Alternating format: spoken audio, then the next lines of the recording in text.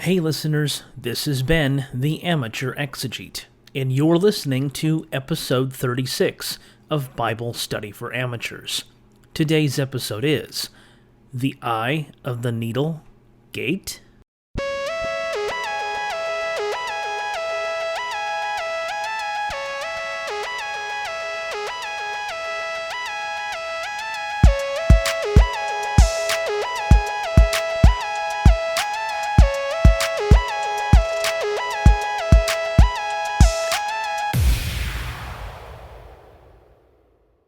Sometime around 2002 or 2003, while I was an undergrad at the fundamentalist Pensacola Christian College, a guest preacher stood in the pulpit at the campus church and preached from Matthew chapter 19, verses 23 through 26.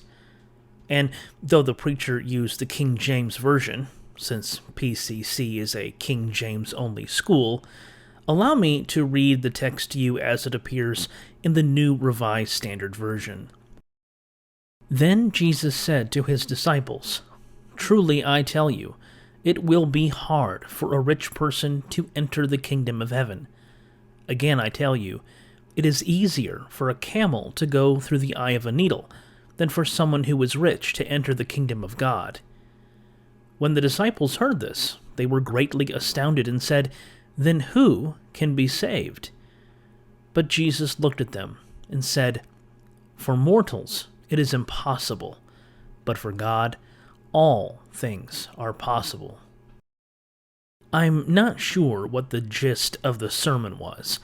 It was probably focused on verse 26. With mortals this is impossible, but for God all things are possible. I doubt he talked much at all about the rich, especially considering how posh PCC tends to be. Seriously, pause this episode and Google Campus Church Pensacola Christian College. It's been 2 decades, so not much about the sermon stands out. That is, nothing except for one thing. Partway through the sermon, this preacher made the statement that when Jesus talks about the eye of a needle, he is alluding to a gate in Jerusalem that was known as the Needle Gate. Per this pulpiteer, the gate was small, and the only way a camel could get through its opening, or eye, was to get on its knees and crawl through. The illustrative value of the gate is clear. Jesus was telling his disciples that the only way to get to heaven was by humbling themselves, to get on their knees. Otherwise, they'd never make it. I'm not sure where this preacher got his information. Since most guest speakers tended to be alumni, it's possible it came from a teacher at the school, or from a preacher he had heard there. Regardless, it stuck in my mind, and I repeated it on numerous occasions in the years that followed, blissfully unaware of the fact that it simply isn't true.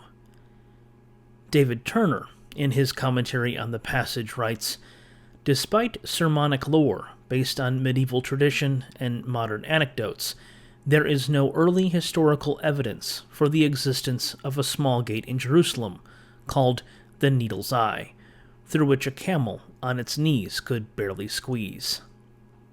But if it isn't true, when and with whom exactly did it originate?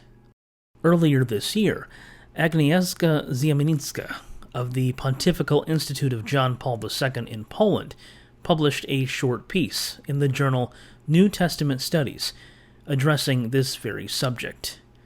Entitled "The Origin of the Needle Eye Gate Myth, Theophylact or Anselm," Ziemianicka examines various older sources in a bid to figure out where this myth originated, some of which also attempt to trace it.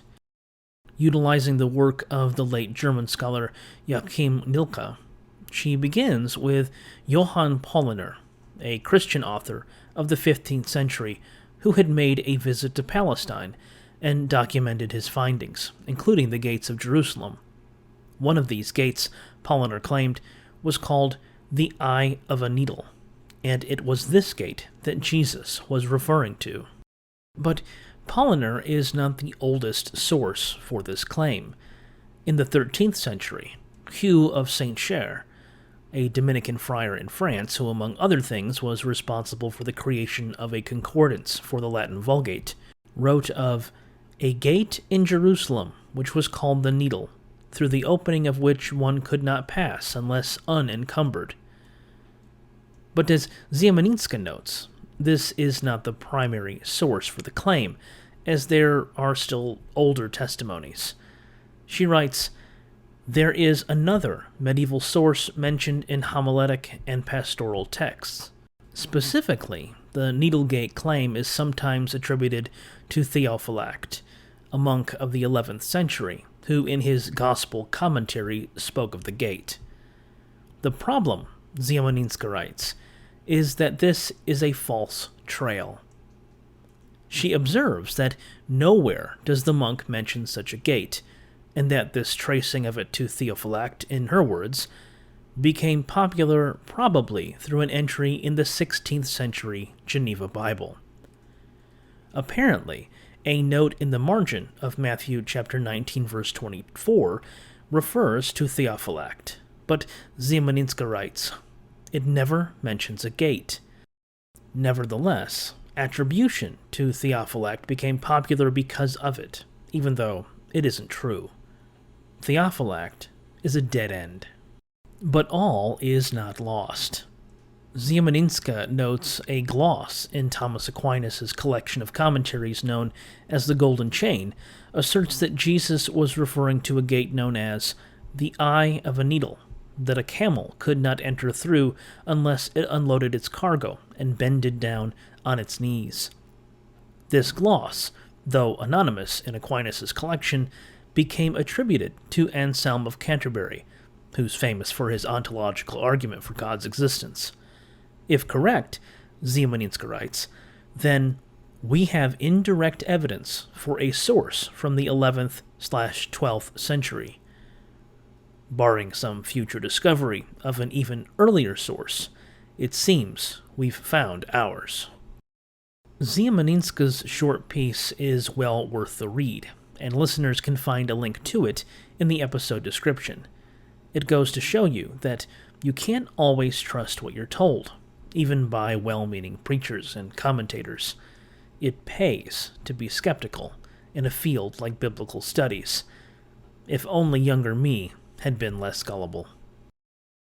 That's all the time we've got this week. See you next time.